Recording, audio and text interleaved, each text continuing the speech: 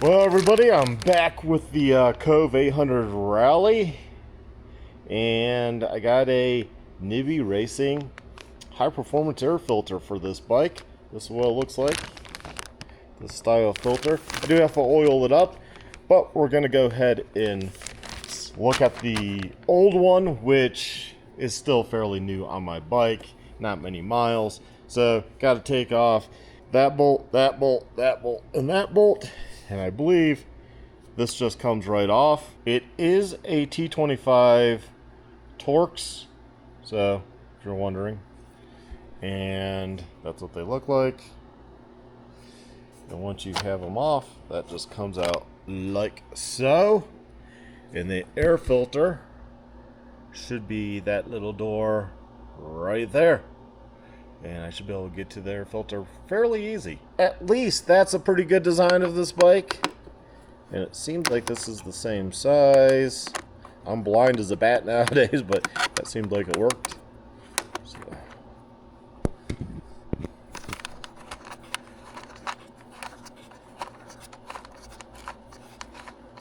Of course, we'll see how hard this is to get out, having the post here for the Scott's stabilizer. When they designed the BRP stuff, he gave me that also. So I have that, but I don't have a Scott stabilizer. I might pick one up just because now I have that. I feel like I should, but that might make it a little bit more difficult to get this air filter out. I don't really know because I've never taken it out. So obviously it has to come up. So. Oh, I see. I don't want to probably take it all the way. Ah, see. That just turns around just like that. That's why I was like, why did this get hard to pull out? Okay. You don't want to take it all the way off, I don't think. Okay. There's these tabs. Pull up with fingers. Oh, it comes straight up. So the post isn't in the way. Now, this is a new bike. And there's a little bit, if you can see the color right there. But this is just a paper filter. Because this is still new, I will open this bag nicely. And I will just put this in there. For some reason, there's an issue with the Nibbi one, or down the road, it gets wore out. I just have an emergency one I can toss right on in and be good to go. Yep, that's just a rubber seal. It looks like, yeah, those holes just stretch around those pieces of plastic just like so. Just it comes out just like that. Yep, so we'll save that just to save it. Not that I really need to, but you never know, right? Still brand new. Just a little spot in this area of dirt. Huh. Okay, so there we have it. That was actually easier than I thought it would be. So I will go ahead, get this guy oiled up. I have to see if I have some gloves on hand. That I don't know. I'm gonna have to see if we have gloves so I can go ahead, put on gloves. And this is the stuff I like to use. The price is good. 32 fluid ounces, 15 bucks. Can't go wrong. Good stuff. I do keep it on hand at the shop because it's what I also use. So whether we use it on shop bikes or my personal bikes, it's just cheap to buy. And I've been using it for a long time.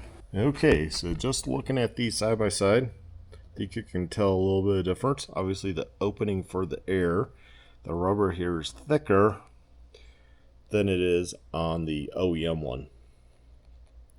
This material feels slightly softer than this material, which I think that would be fine because it's going to form a gasket a lot easier. The metal mesh here seems fine. You know, it seems actually more stout, stronger. You know, the foam, the side is the side that get dirty. That's what it looks like. But I figured I would go ahead and take my calipers here and do a measurement. So we'll zero it out and then we'll see how big the opening is. Maybe a tad bigger, like that. So I got 126.27 millimeters, roughly, by, seems like, I'm just going where the rubber stops there. Doesn't seem too consistent. Well, yeah, it does actually. It does. Maybe not perfect, but pretty dang close. So we'll say 92.07 millimeters. Now this one's a lot more precise on the edges where the rubber stops. So we'll go back out. Oh yeah. So that's 138.45 by,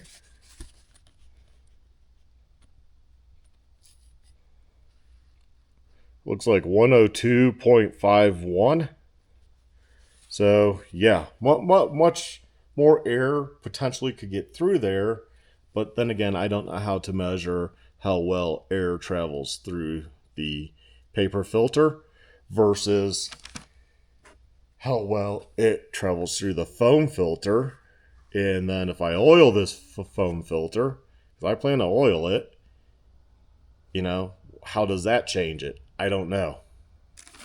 And if you're wondering, like, well, maybe you're not supposed to oil it, it does say simple to install, clean, and re-oil. So it is made to be oiled. In fact, sadly, I'm going to probably use this bag to oil because I don't have gloves. We're all out of gloves. I thought we had some, but I can't find them.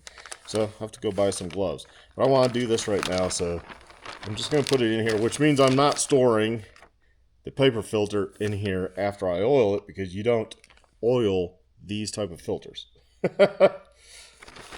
So I will just put it in there. I'm going to take some of my Maxima filter foam filter treatment, and I'm going to pour it in there and work it in, and you just do a little at a time. It goes a long ways. I've never had a motorcycle that had a, if you want to call it, a cartridge type filter.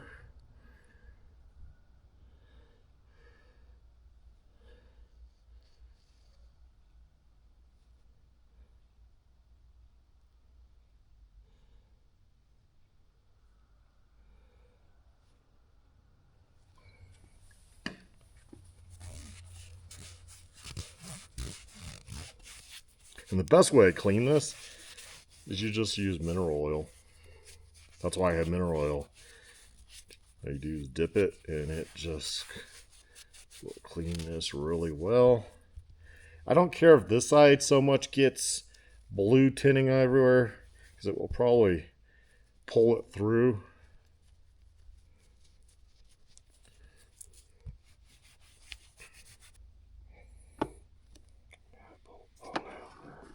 You're right, it went that way. Gotta put it in the right way. Oh, there we go. Okay. So I gotta remember tabs that way. I was like, why is it not going in? So there we go.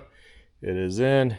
I'll clean up my hands better with mineral oil, and then we'll put that back together. Okay, I got the bike back together. Here's the stock filter. Like I said, I'll just take it home and save it. Yeah, just put this back together. Little tip with this plastic piece going back on.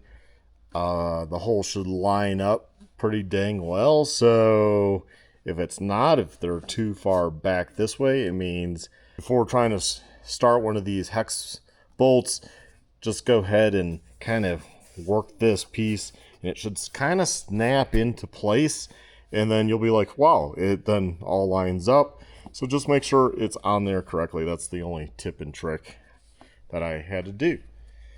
So anyways, here again is the stock one.